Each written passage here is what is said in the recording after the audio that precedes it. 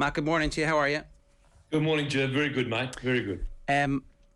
Owen thinks we should be magnanimous and walk away and shake hands and go, okay, that's just a thing that happened over the last 3 weeks. I think that what happened is that fundamentally the game of rugby has been changed by the attitude of Gatland and Erasmus, where it is now open season on referees. You can say what you like about them, you can condition them pre-match, you can talk about them afterwards, you can release a video that you know full well is going to go public, and that's now the rules of engagement for international coaches unless something is done to put the genie back in the box. And I think this is a big moment for the game. I'd agree with a lot of what you just said, Joe, and I think this series has really put out there for all the rugby people something I've been banging on about for a long time, and that's World Rugby are asleep at the wheel with our game. And on a number of fronts. This series has shown it on a number of fronts. Now, I agree with you absolutely that what has been said by Gatland and Erasmus, and to a lesser degree by Gatland, regarding our officials and officiating is completely out of order.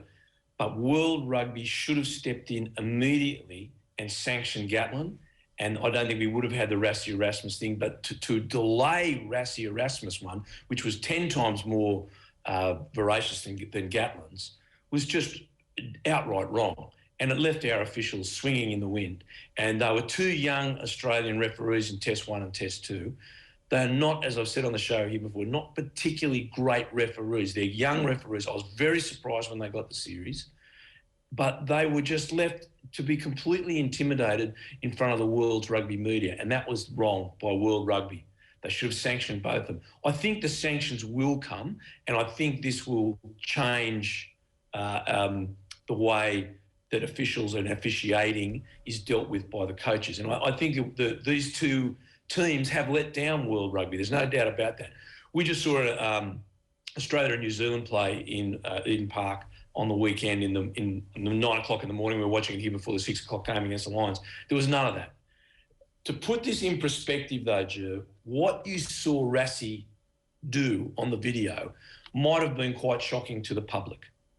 But that happens every week, the week of a test match. Every international coach comes armed with clips and talks face-to-face, usually pre-COVID, with the officials for that game that weekend and asks those hard questions, has those hard chats. And the referees are not intimidated by that. You sit down with, I remember doing something slightly similar, with Stuart Dickinson, who is an Australian referee that refereed. I was coaching Scotland. And, they're not intimidated by this. They just talk about it. They express their opinion. And listen, they're as equally forceful back. If your guys do this, I'm going to ping them.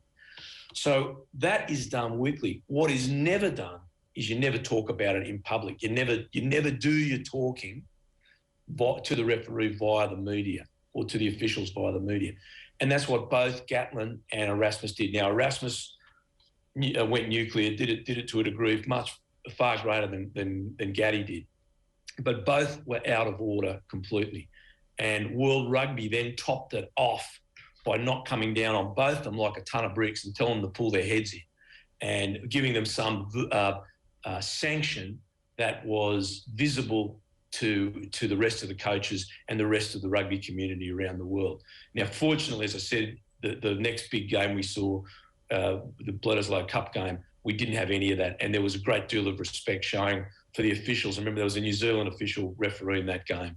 So there was all the chance of saying it's biased and all this, but we're in COVID, you can't do anything about that.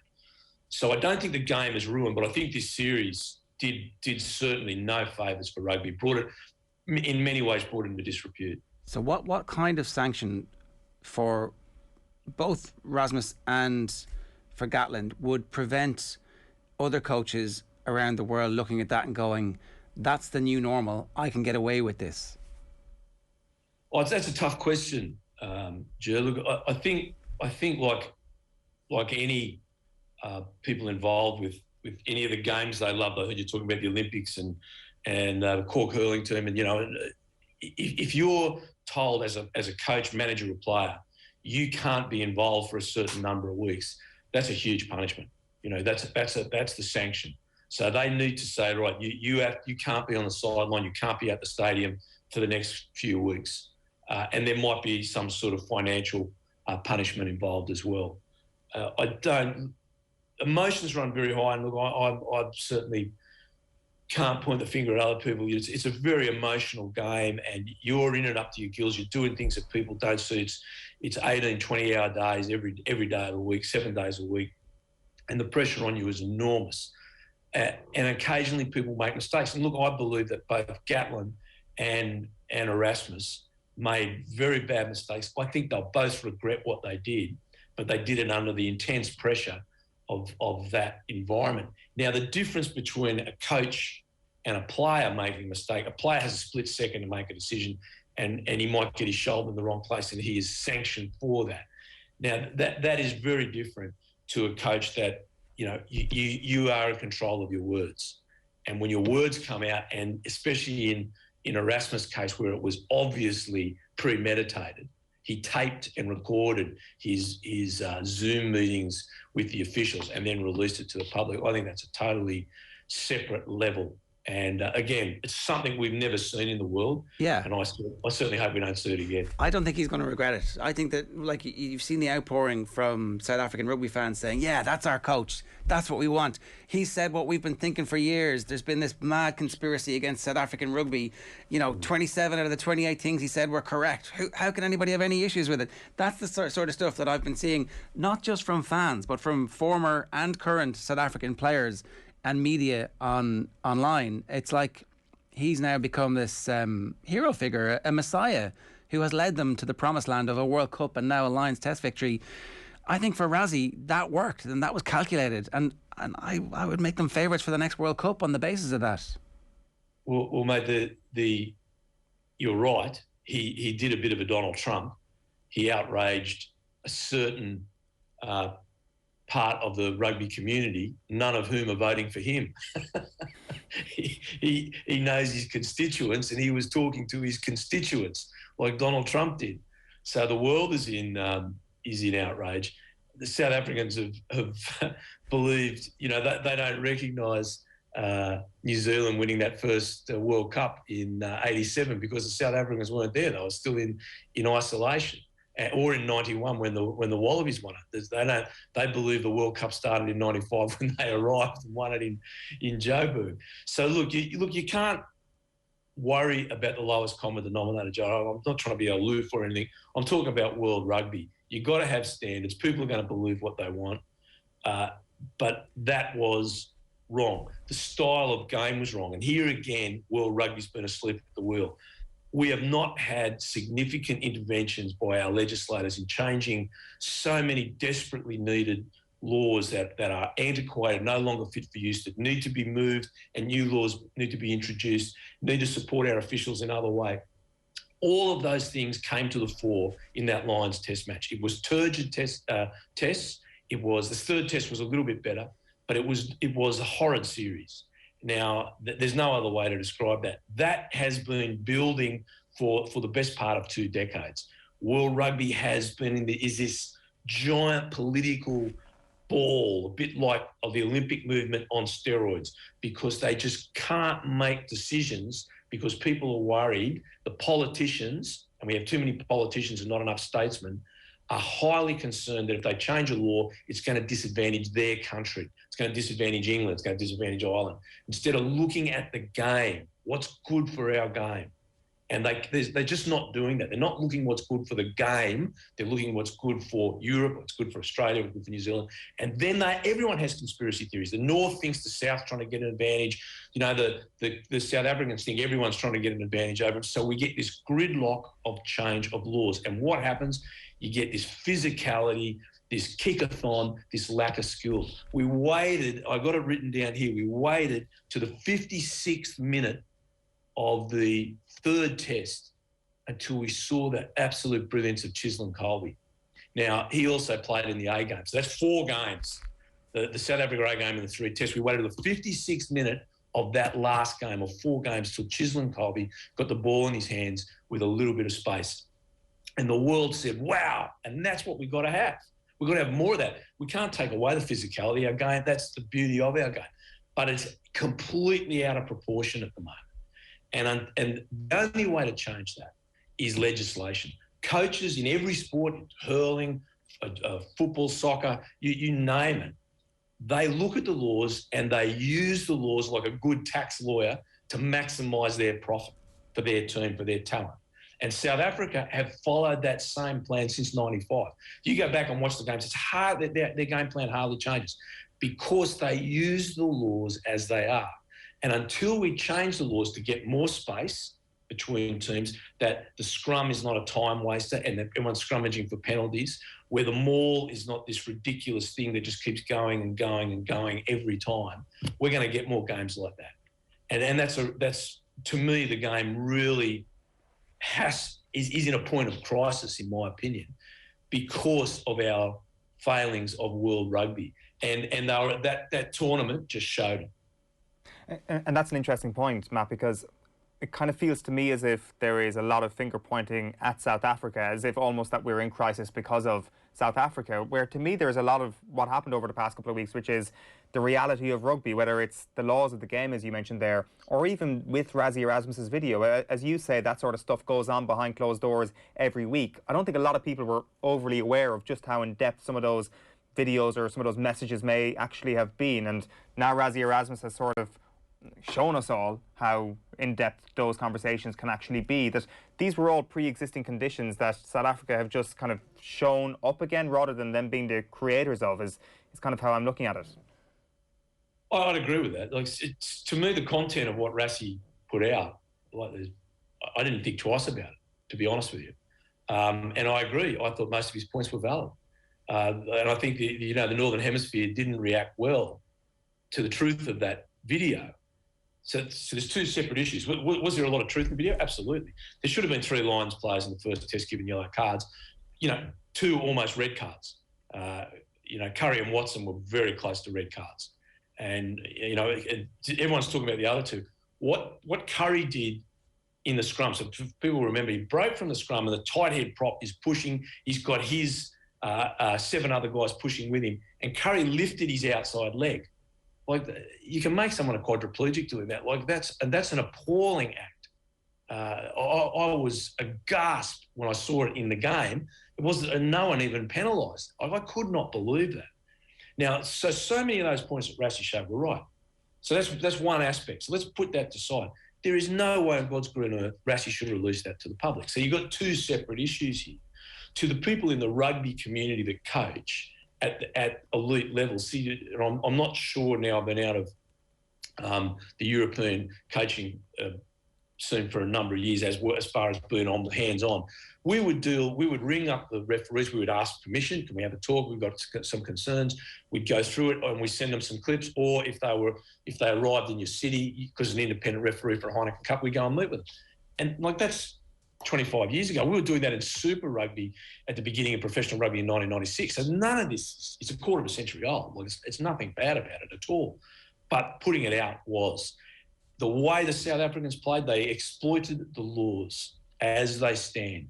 They did not do anything illegal. They exploited the laws, and they did it magnificently. They maximised the talent at their disposal. But the way the game is now, it is discriminating against the really creative attackers like Chisholm Colby, like Watson, we saw Hogg, who was absolutely outstanding in the Six Nations as a counter-attacker, get no chance to counter-attack. So he's dropped from the team. So the world is robbed from that genius. It'd be like watching the New Zealand side on the weekend in a really open and positive game of rugby, having someone like Mackenzie, who's their little blonde-headed fullback, is a very slight man. The world is robbed from seeing his attacking genius. And that is not what our game is. Our game is a contest for all shapes and sizes. You have tiny little blokes like Aaron Smith, who's the New Zealand scrum half, and you have the giant guys in the second row like Brody Retallick.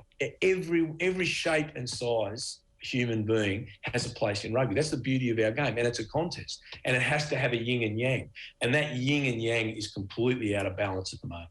Can I ask you about Gatland's performance? The Telegraph are suggesting that he's in the running for the gig in 4 years' time, and I'm like, really? Is that going to happen again? It's a job for life? Is that how this works? what was his performance like over the whole piece? Let's leave the criticising the referees apart. From a pure rugby perspective, from knowing what your team wants to do, how did he get on? Oh, gee, I've got to say something against Gaddy, who I respect deeply. But look, we're all human and we all make mistakes. The biggest influence a coach has on a game, the biggest influence is the players he selects. And I think from the very day that this squad was announced back in May, the selection of the team and the squad did not match up with the on-field tactics. At the original selection, there were 0 specialist outside centres selected in that side. Like, it's madness. I don't know I haven't seen any squad in the modern era around the world in the last 25 years that didn't have specialist outside centres. And I looked at it and I just shook my head. And the fact that they played 3 different outside centres in the 3 tests tells you that they got it wrong. They also wanted to play a game to get to the wide channels. And you could see that in the lead-up games, and you could see it in the 3rd test. They were trying to do it there. And then they selected Dan Biggar at 10, who had no chance of getting the ball into the wide channels. Not his game's a fine footballer and a fine player, but the selection didn't match the tactics. The biggest piece of luck they got was Biggar got hurt and Finn Russell came on, and they were in that game. And we saw the ball get wider. We saw the ball get moved there. Now, I had questioned whether Finn Russell could win a game. Definitely knew he could win a game, but he could lose your game as well. They didn't recognise that early enough. They finally put him on the bench for the last game of the tour. He was fortunate, came on and could have changed the series. So the selection did not match the way the game needed to be played to beat South Africa. We look at the mirror image of that. Morné staying on the bench for the last game, comes out and wins it. They got their selections right every single time. You've got to give the South Africans credit. It was negative. It was physical. It was not particularly pretty. They had Am at outside centre, who was almost the player of the series, in my opinion. He was absolutely outstanding. And they got their pack and everything right. There was a few wobbles in the first test, but they got their game plan and their selection to match. Gaddy didn't get his selections and his game plan matching at all. Should he be the guy for the next tour? Well, I don't even know if they've landed back. They landed this morning back in the Northern Hemisphere. I don't know. It's too early to say that. From my opinion, whether the Telegraph wants to talk about it or not, I think there's a lot of water to move under a bridge before that occurs. Does the direction in which rugby is travelling, as you've already outlined, tell us why Finn Russell wasn't selected earlier? No, I don't think so, Tommy. It's not quite as simple as that. Finn's own performances lead me to say that. I think I love watching him play. He is brilliant. And you can see him after the game, the very last act of the game. Morné Stone taps the ball and kicks out. Finn Russell comes through, sprints through, try and charge it down, fails to charge it down, and just puts his arm around Morné Stone and smiles, laughs, pats him on the chest. Great sportsmanship. And he that's the way he plays the game. He plays the game with a smile on his face. You see he comes on, has a smile on his face. But that can lead him to do things that are quite unnecessary and are not good at game management or what the team requires. He got sin-binned in the Six Nations for tripping. He, in the last second after his Scottish team, had tried absolutely heroically to lead England at Twickenham and were well in front with a few seconds to go. He took a ridiculous shot at drop goal that was just not needed and killed a few worms on the way through. That was it, and gave England the ball back with seconds to go. Things like that put questions in coaches' minds. Can this guy be trusted to take us through a Lions test? Now, I had questions in my mind, but I'm not with the guy every day on tour. Surely they must have seen something in what he was doing and a change on tour, because Lions tours change players. Players come back from Lions tour, different people and different players, because they're in such an incredible environment, surrounded by so much talent. And I could see Finn Russell's goal kicking change. I questioned him on the bench saying, look, he's only a part-time goal kicker at best. I wouldn't want him to win a test match. Give the guy credit. He came out and kicked magnificently. Now, he's obviously had a lot of time on that tour to spend practicing, and he was quite incredible. And when he played, his goal kicking that was, when he came on, I thought he played really, really well. And he gave the Lions a different dimension. Now, he should take that back for Scotland and wipe out that flakiness of tripping and just, it's not a game of touch in the backyard. It's a test match. And you're a 10, you got responsibility. And I thought he showed that on Saturday. I thought he really showed a lot of maturity that I hadn't seen from him in the last 4 or 5 years. You know, the whole thing about having a pint and being sent home, and I'm not talking to him. I mean, really? Like, if your under 12s were doing that, you'd have a serious talk to them. I'm not talking to him because I'm a man. I'm allowed to have a beer. Like, come on, Finn. You know, let's grow up. It's international rugby. And I thought he did grow up on the weekend. Yeah. Matt, been great having you along the ride for the duration of the Test series. Who knows what the future of the game is? We're all a little bit worried about it, but I think you've articulated it brilliantly for us this morning. Cheers.